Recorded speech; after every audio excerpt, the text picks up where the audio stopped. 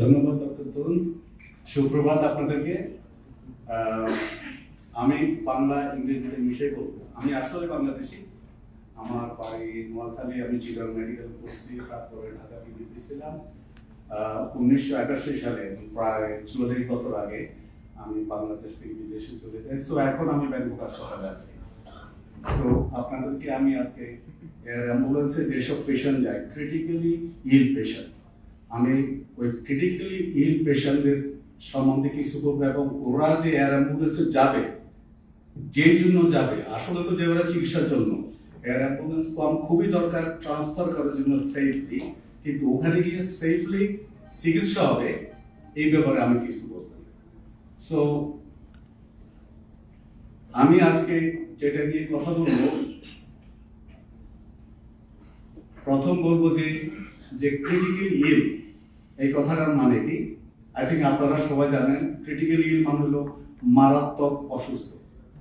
Basically যারা এত অসুস্থ, ওদের জীবনের উপরে ঝুঁকি আছে, কেউ মারাও যেতে পারে, আর অনেকে বেঁচে গেলে অনেক ডিসএবিলিটি, মানে কিছু কিছু অংশ ড্যামেজ হতে পারে, হার্ট ড্যামেজ হতে পারে, ব্রেন ড্যামেজ হতে পারে, লাংস ড্যামেজ হতে পারে, কিডনি ড্যামেজ হতে পারে।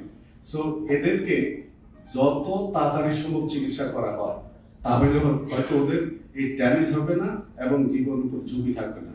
তো ক্রিটিক্যালি ইল কথাটা খুবই দরকার এয়ার অ্যাম্বুলেন্স সম্বন্ধে আমরা চিন্তা করবো, কারণ ক্রিটিক্যাল হলে যত তাড়াতাড়ি সম্ভব ট্রান্সফার করা, এবং এটা যদি দূরত্ব বেশি হয়, বিশেষ করে যদি বিদেশে যদি যেতে হয়, তাহলে তো এয়ার অ্যাম্বুলেন্স ছাড়া উপায় নেই।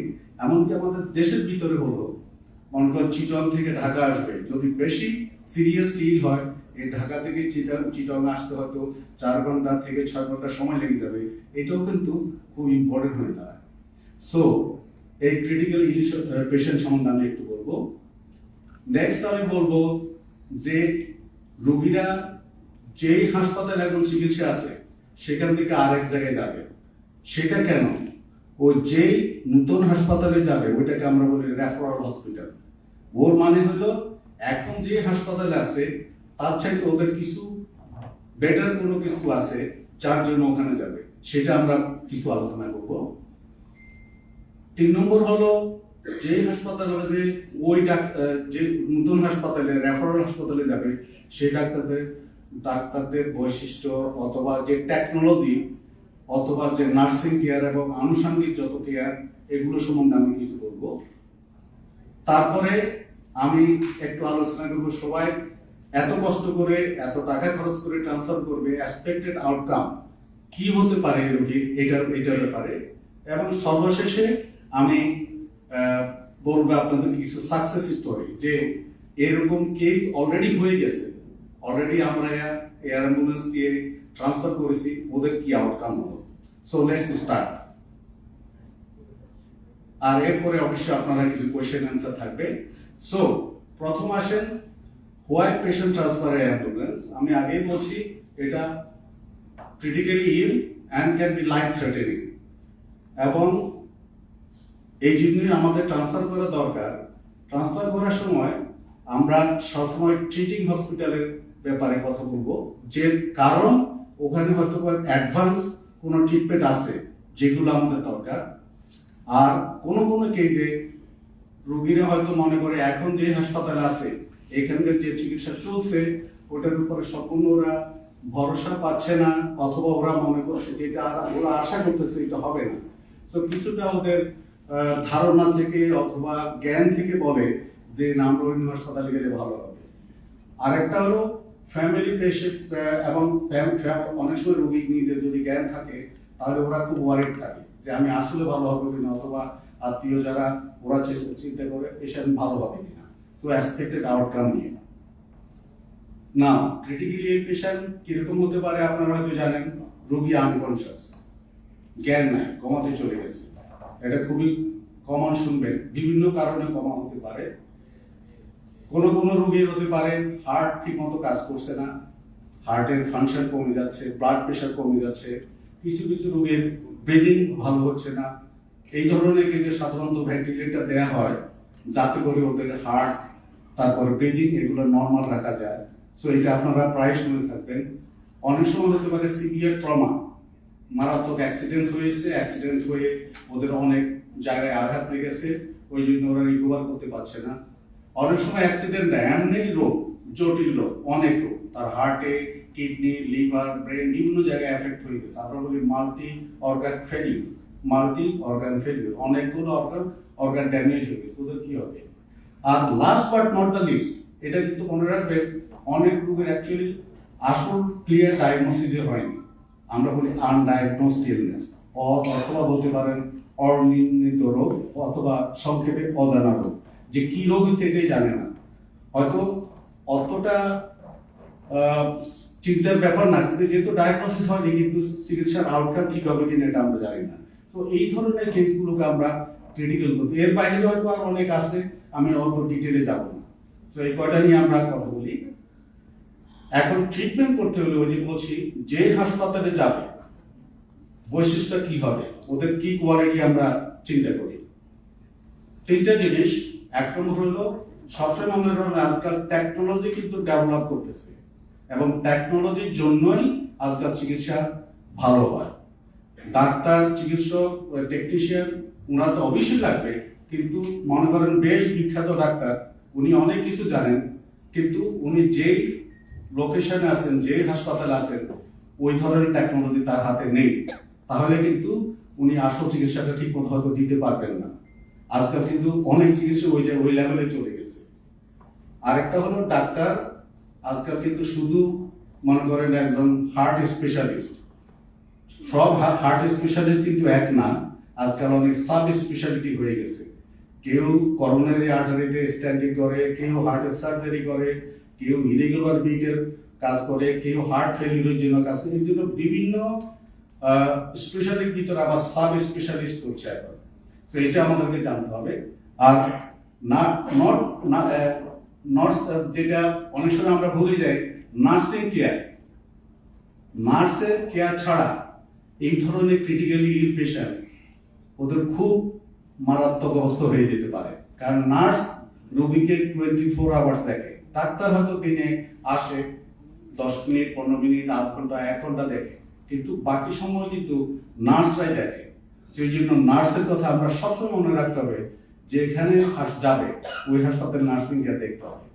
Let's go one by one. Modern technology আমি আগে বলছি, এটা লাগে। যেমন মনে করেন একজন রোগী আইসিইউ সিসিবি গেল, আমাদের জানতে হবে ওখানে 24 আওয়ার্স এর মনিটরিং সিস্টেম সব ঠিক মতো কাজ করে কিনা, ভেন্টিলেটর ঠিক মতো আছে কিনা, ডিফিব্রিলেটর, একমো, একটু আগে ডক্টর তুন বলে গেলেন, এবং আদার রিলেভেন্ট থিংস। এখন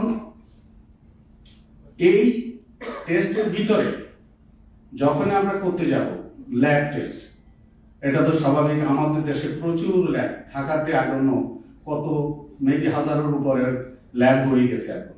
so lab test is very important to get diagnosis to their.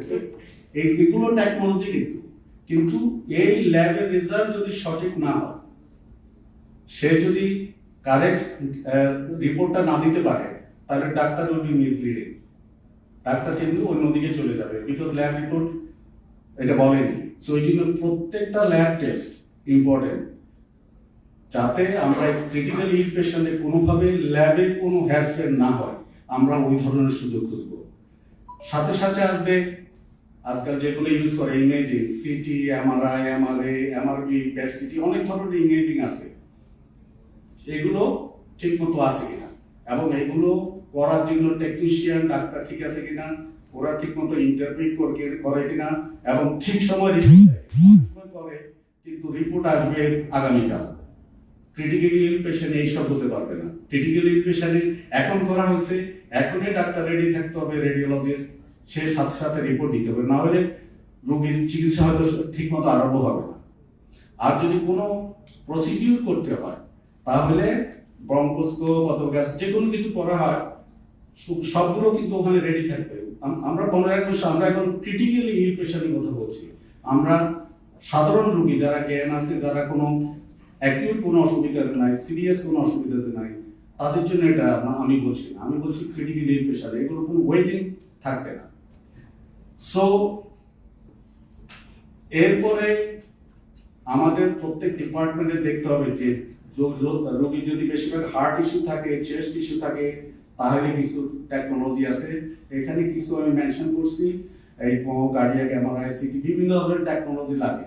So এগুলো একটু খবর রাখতে হবে যে ওই হাসপাতালে এগুলো ঠিক মতো করা হয় কিনা। যেমন এখানে আমাদের এখানে দেখবেন 4 নম্বর ওই যে ভ্যাক্স, ভিডিও অ্যাসিস্টেড থোরাকিসার, যদি রোগীর চেস্টের ভিতরে হার্টের বাহিরে অথবা হার্টের মেইন হার্টের যে কাভার ওখানে কোনো কিছু হয়, ওটাতে আজকাল ওপেন সার্জারি না করে ওই থোরাকোস্কোপ অথবা প্যাডে যেমন করে গলব্লাডার অপারেশন, ল্যাপারোস্কোপ, ওই ধরনের স্কোপ করে খুব তাড়াতাড়ি চিকিৎসা করা যায়। সো এই ধরনের সুযোগগুলো থাকলে তাহলে চিকিৎসা ভালো হয়। আর হাইব্রিড ওটি, হাইব্রিড অপারেশন থিয়েটার, অনেক সময় হয়তো রোগীর দুইটা ইস্যু একসাথে, হার্টের একটা কাজ করতে হবে, হয়তো অন্য আরেক অপারেশন করতে হবে, তখন কিন্তু 2 সার্জিক্যাল টিম পাশাপাশি কাজ করতে পারে অথবা খুব দ্রুত শিফট করতে পারে, এক টিম থেকে আরেক টিমে শিফট করতে পারে। সো এটাও রোগীদেরকে হেল্প করে যারা ক্রিটিক্যালি ইল। যেমন এখানে আমি হার্টের একটা কমন এক্সাম্পল দিয়ে বলি, যেমন হার্টে বাইপাস করে, এটা আপনারা অনেকেই জানেন, বাংলাদেশে অনেক হাসপাতাল, ইন্ডিয়া, সব জায়গায়, দুনিয়ার এখন সব জায়গায় হচ্ছে। কিন্তু এই সার্জারিতে যদি সাধারণ পা থেকে একটা ভেইন লাগানো হয়, তাহলে ইয়েস ওইটাও বাইপাস অপারেশন হবে, এটাও বলবে সাকসেসফুল অপারেশন। কিন্তু কোশ্চেন হলো ওইটা কতদিন টিকবে। সো এটা যদি সম্পূর্ণ আর্টারি দিয়ে করা হয় তাহলে কিন্তু অনেক দিন, মেবি 20 ইয়ার্স অর মোর এটা ঠিক থাকবে। ভেন দিয়ে করলে হয়তো এটার অর্ধেক সময়ে অসুবিধা আরম্ভ হয়ে যাবে। আরেকটা হলো অপারেশনের সময় যদি পাম্প ইউজ করে তাহলে হয়তো কমপ্লিকেশন বেশি হতে পারে। আর যদি বাইরে কোনো পাম্প ইউজ না করে বিটিং হার্ট সার্জারি করে তাহলে কমপ্লিকেশন কম হবে।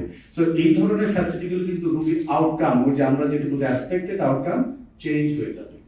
সো এই কথাটা মনে রাখবেন, হার্টের বাইপাস সার্জারিতে অর আর্টারি গ্রাফট এবং পাম্প করার জন্য বাইরে কোনো ইয়ে না করে বিটিং হার্ট সার্জারি করা খুবই প্রয়োজনীয়। যদি সুযোগ থাকে ওইভাবে করা উচিত। এখানে আমি জাস্ট একটা ছবি দেখলাম কিভাবে বাইপাস করে, বাট এটা একটু কমপ্লিকেটেড, আমরা ওইটা ইয়ে করে যাই। ব্রেনেও আমাদের বিভিন্ন টেকনোলজি লাগে, বিশেষ করে ডায়াগনোসিসের জন্য সিটি, এমআরআই এবং স্পেশাল প্রটোকল দিয়ে করে।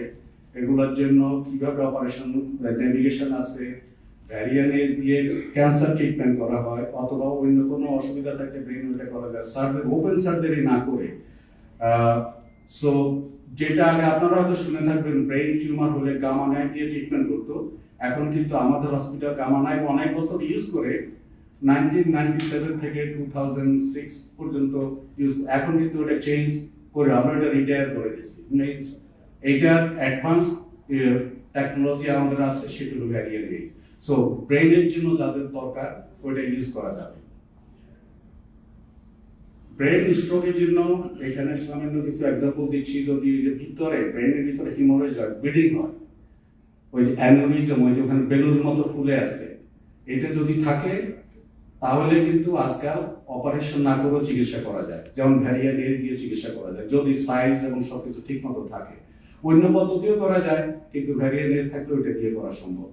সো এই জন্য টেকনোলজিগুলো খুবই দরকার। এবং যেখানে এই ভ্যারিয়ান এই ধরনের টেকনোলজি, ওরা কিন্তু আগের মতোই হয়তো পুরানো টেকনিকে করবে, অপারেশন করে অথবা অন্যভাবে চেষ্টা করবে ওই অ্যানোরিজম গুলোকে, বেলুন যেগুলো দেখা যাচ্ছে এগুলো চিকিৎসা করার জন্য। সেম ওয়েতে আমি যেটা বলছি, ব্রেন টিউমারকেও, এই যে বিভিন্ন অংশে ব্রেন টিউমার হতে পারে, এগুলো আজকাল যদি ভ্যারিয়ান এজ দিয়ে করা হয় খুবই সহজ। ভ্যারিয়ান এজ দিয়ে চিকিৎসা করলে রোগী ম্যাক্সিমাম 2 দিন থাকতে হয় হসপিটালে, এবং কোনো কাটাকাটি না, no anaesthesia, nothing, no blade. কিন্তু লোকেশন এবং সাইজটা ইম্পর্টেন্ট, তাহলে অ্যাসেস করে বলা যাবে যে এটা ভ্যারিয়ান এজ দিয়ে করা যাবে কিনা। আরো ক্যান্সারের জন্য কিছু টেকনোলজি আছে। এর ভিতরে আপনারা হয়তো শুনে থাকবেন যে পেট সিটি। পেট সিটি হলো একটা, এখন নতুন বলা যাবে না, এটা অনেকদিন ধরে চলছে, এখন এটা ডেভেলপ হচ্ছে দিন দিন। যত ভালো পেট সিটি হবে তত ভালো, আগে থেকে ওই টিউমারটাকে ডায়াগনোসিস করা যাবে। এটা হলো ডায়াগনস্টিক টেস্ট, এবং ট্রিটমেন্ট ডিজিটাল তখন বিভিন্ন অপশন আসবে। কিন্তু লেট হয়ে গেলে তখন কিন্তু সুবিধা হবে না। যেমন আমি এখানে একজন দিয়েছে একটা লাংসে একটা টিউমার হলো, যদি ছোট টিউমার হয় তাহলে কিন্তু খুব কুইকলি ট্রিটমেন্ট করা যাবে, এবং হয়তো তার অনেক সার্জারি করেও এটা রিমুভ করা যেতে পারে, ভ্যারিয়ান এজ দিয়ে ট্রিটমেন্ট করা যেতে পারে। কিন্তু যদি এটা বড় হয়ে যায়, আউটকাম ইজ নট গুড, তখন হয়তো কিমো দেওয়া হবে, রেডিয়েশন দেওয়া হবে, কিন্তু এটা ভালো রেজাল্ট পায় না। সেই জন্য ক্যান্সার ডায়াগনোসিসের জন্য আমাদের আগে থেকে আর্লি ডায়াগনোসিস আমরা দেখতে হবে। রোগীর যদি ইনজুরি হয় তার জন্য মাল্টিপল টেকনোলজি আমরা ইউজ করি, কিন্তু এখানে আমি ডিটেল যাব না, কারণ আমাদের সময় আমরা একটু বাঁচাবো। যেমন স্পাইনালে যদি কোনো ইনজুরি হয় অথবা কোনো ডিস্ক প্রলাপস হয়, এটার জন্য বিভিন্নভাবে করা যায়, কিন্তু ওটা যদি আমরা খুব সেফ ওয়েতে করি সেটা হলো ওয়ার্ম অ্যাসিস্টেড। ওই মধ্যখানে লাল দিয়ে আমি 3 নম্বরে যেটা দিছি, ও আর্ম অ্যাসিস্টেড, ওইটা দিয়ে নেভিগেটর মানে দেখে দেখে অপারেশনটা করে। মাইক্রো ডিসক্রিপটরি করতে পারে, কিন্তু ওটা সম্পূর্ণ দেখা যায় মাইক্রোস্কোপ দিয়ে দেখবে, কিন্তু এটা হলো নেভিগেশন, এটা পুরাটা আমাদের ল্যাপারোস্কোপে যেরকম দেখে ওরকম দেখতে পারে। So this are all technical advancement, যেগুলো দিকে আউটকাম বেটার হয়। ফাইনালি যেটা আমি বলছিলাম, আনডায়াগনোজড ইলনেস